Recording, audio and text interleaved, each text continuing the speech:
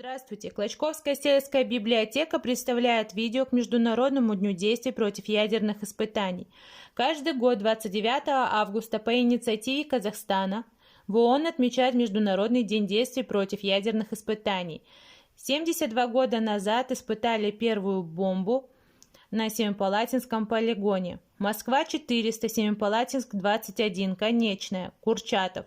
Все это названия засекреченного города, разбитого на побережье реки Иртыш, в северо-востоке Казахстана, после Второй мировой войны. Здесь жили и работали советские ученые и военные, проводившие испытания ядерной бомбы.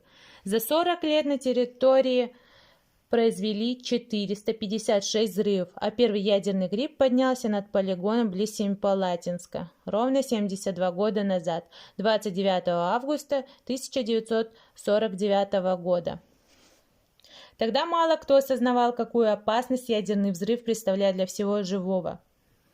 В окрестных областях рождаются дети с генными мутациями. В местном медицинском университете собрали даже страшную коллекцию младенцев с аномалиями. Казахстан также вступил с предложением отмечать Международный день действий против ядерных испытаний, чтобы способствовать распространению информации о последствиях таких опытов.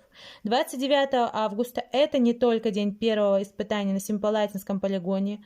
В 1991 году именно в этот день президент Назарбаев подписал указ